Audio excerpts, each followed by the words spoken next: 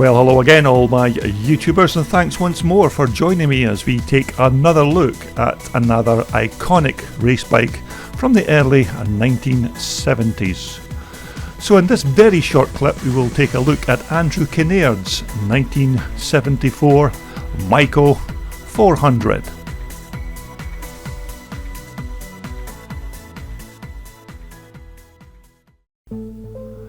Now, Andrew races this machine at classic events in his native Northern Ireland, and although we are not suggesting here that this is a 100% genuine machine from that year, nevertheless it is still a very nice example of one of those iconic Maico motocross machines from that era. Now, as you can see, Andrew's chassis or frame on his bike has been chrome plated. Now, the engine of course is a 400cc example, although this particular engine possibly has the later 5-speed gearbox fitted. Now, in 1973, German motocross superstar Adolf Wheel rode a more highly modified version of this bike to victory in the 1973 Motocross World Championships. But make no mistake, with the right rider on board, these 1974 Maicos were a very competitive machine on the racetracks of the world, but of course they were not without their pitfalls and other little problems. Now, of course, these engines used primary chains to connect the clutch to the crankshaft, although these were prone to wear and frequently failed, of course, stranding riders trackside. Of course, in extreme conditions, a worn primary chain has been known to smash through the crankcases if not constantly checked. Now, another little idiosyncrasy with these bikes were that the motor had a tendency to vibrate itself apart, and of course when checked you could find many nuts and bolts and other fasteners that were completely missing. Now, the final drive chain was another common problem on these bikes, and if left out of adjustment and loose, it could slip off the primary gearbox sprocket and smash through the magneto covered casing.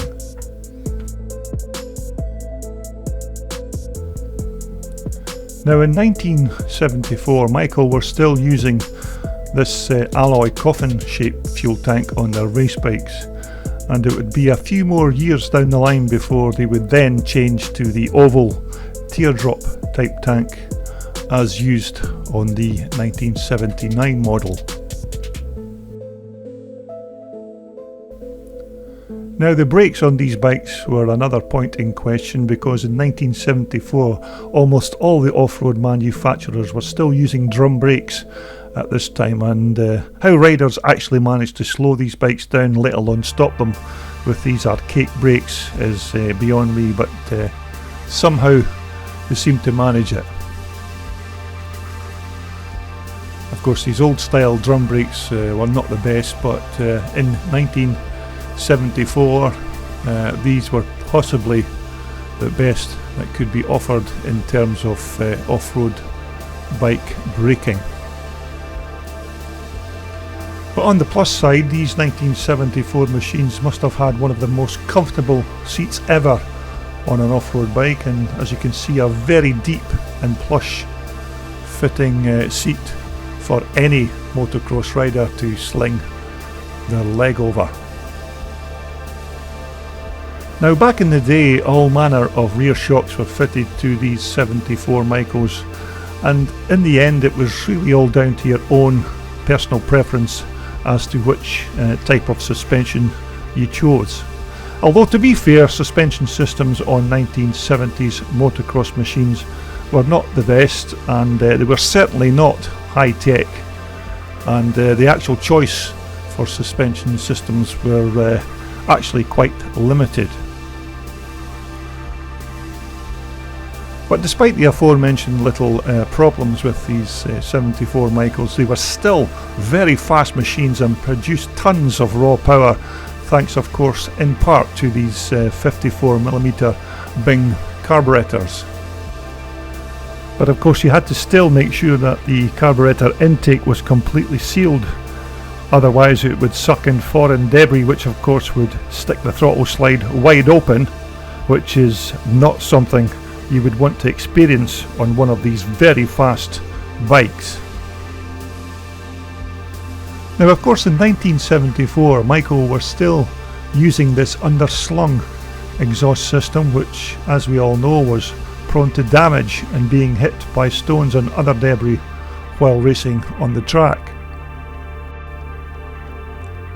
But of course years later the German manufacturer would then change to an over the top of the engine type configuration exhaust system, which was a much more practical and less prone to damage system compared to the earlier 1974 type.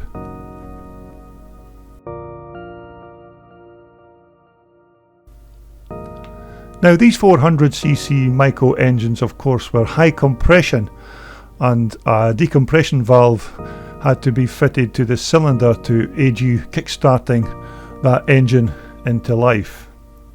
But nevertheless, if you didn't kick the motor just right, it had a tendency to kick back, which could inflict serious damage to your ankle or foot.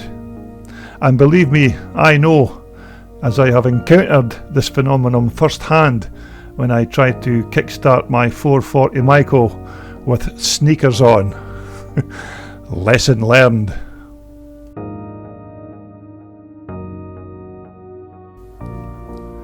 But don't get me wrong here, I'm not knocking the old Maico, as well we know that other makes of motocross machine also have their own pitfalls similar to the Maico. But despite all the potential problems and the unreliability and sometimes even stubborn motors, for a 1974 motocross machine, the Maico was a superb handling bike back in the day, and with that superb chassis, we all know that these very quick machines could easily turn on a dime.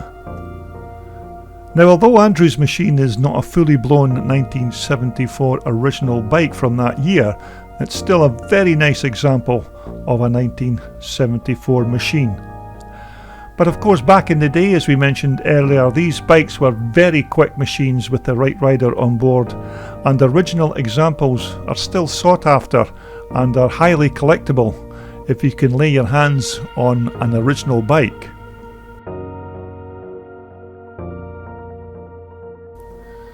And so there you have it, a very nice example of a 1974 Maico 400. That's Andrew Kinnairds' machine. So I hope you enjoyed having a quick look at this bike, but please continue to subscribe to my YouTube channel to see more of these classic and vintage Twinshock bikes. This video was brought to you in association with WorldSport, the world's #1 supplier for all your off-road and leisure sportswear. Just visit their online website for more details.